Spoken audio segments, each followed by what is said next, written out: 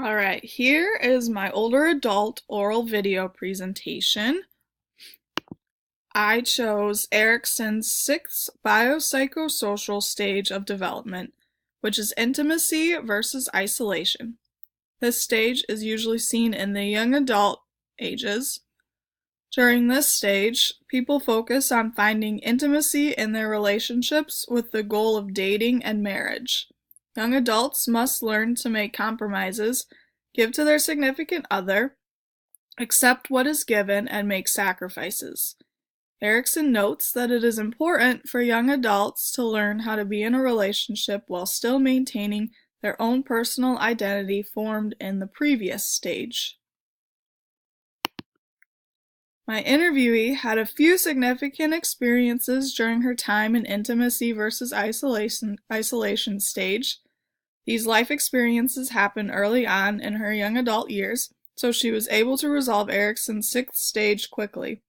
At age 16, she met her husband, whom she married at 19. They immediately started a family, so by age 24, she gave birth to her fourth child. During this last pregnancy, there was a complication, giving her child a 50-50 chance of survival. Then, at age 25, she experienced the unexpected death of her mother. These experiences influenced the direction of my interviewee's life. My interviewee persevered through many challenges. When she started courting her husband, he had entered the Air Force during the Korean War, so most of their courtship consisted of writing letters back and forth overseas.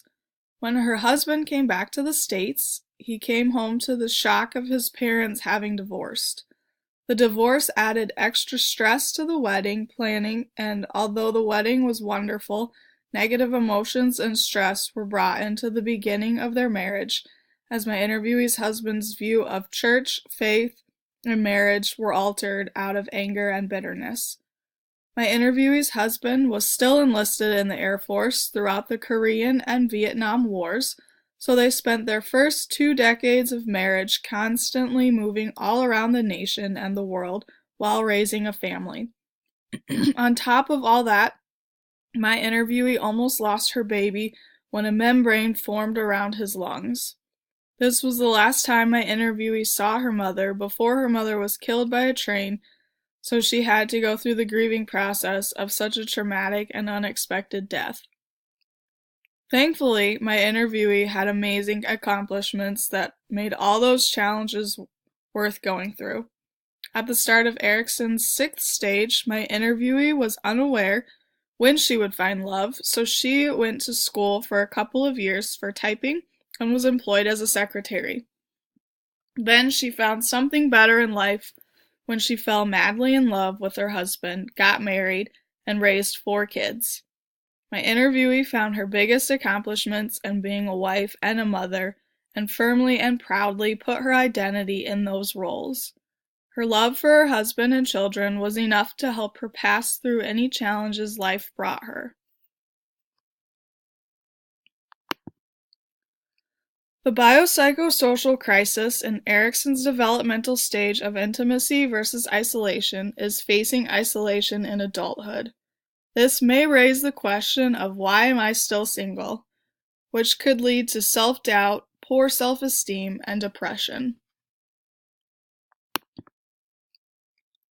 There was not too much diversity my interviewee noticed during this stage, but 2 differences between her and her husband would be faith and age.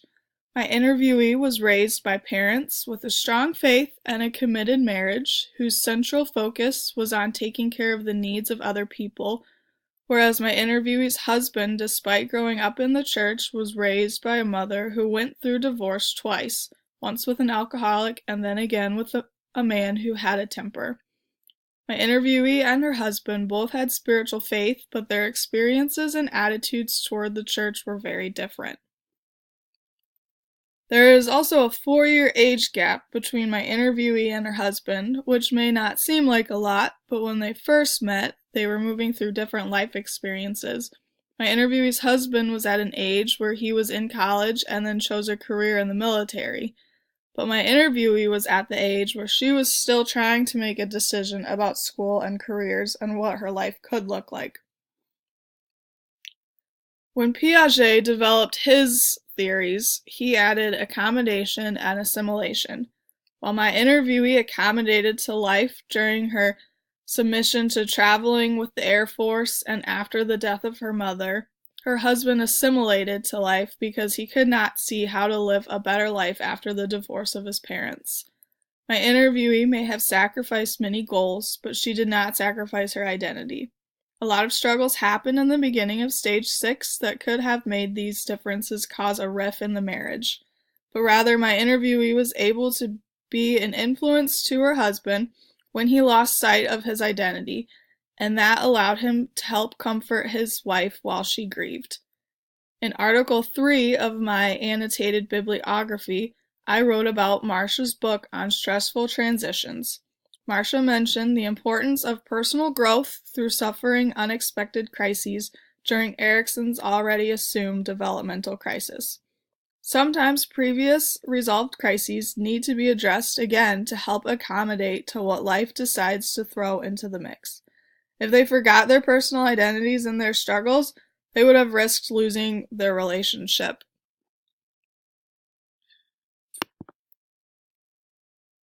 In the years that my interviewee grew up, women were oppressed and had less rights than they do now. Women were not expected to go to school or be employed. Although it was still an option, the jobs were pretty menial, stereotyping what women were good at, i.e. typing, sewing, cleaning.